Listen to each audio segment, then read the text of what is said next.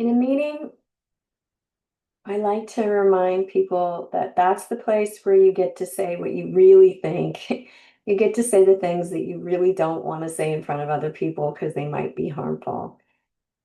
And it helps to kind of upchuck and get what's on the inside outside and go, ooh, that's not so good, or that's an overreaction, or that's spot on, whatever it is.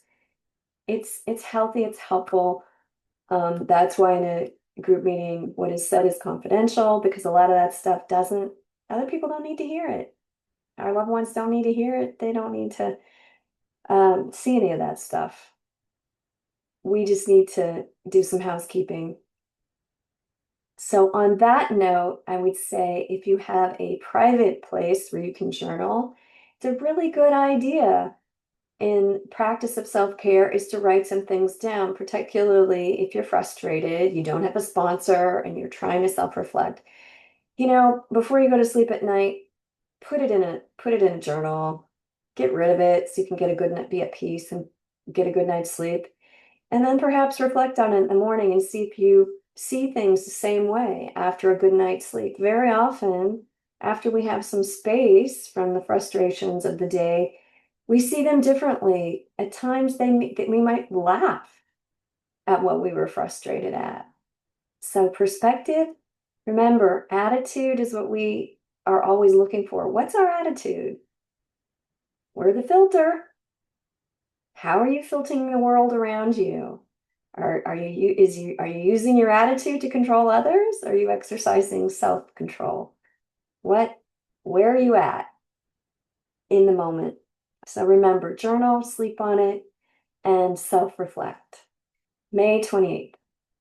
I have heard it said that the only valid comparisons are between myself as I am and myself as I used to be. When I think of step two and of being restored to sanity, such a comparison comes to mind. I remember an incident some 20 years ago in which I was riding a motorcycle to a meditation class. I was late and in a big hurry to arrive on time. Right outside the meeting place, I crashed my bike. My attempt to force solutions to rush to an encounter with serenity had failed. Did I feel contrite? Not exactly. Even then, I felt the irony of rushing to meditation, but mainly I felt angry that the town had failed to maintain the road on which I was riding. Rather than taking responsibility for my own haste and carelessness, I blamed others and saw myself as a victim. I did not feel thankful to have survived. I felt angry that I had been roughed up and thrown off schedule. Today's reminder, looking back, I see many examples of the grace of a power greater than myself at work in my life.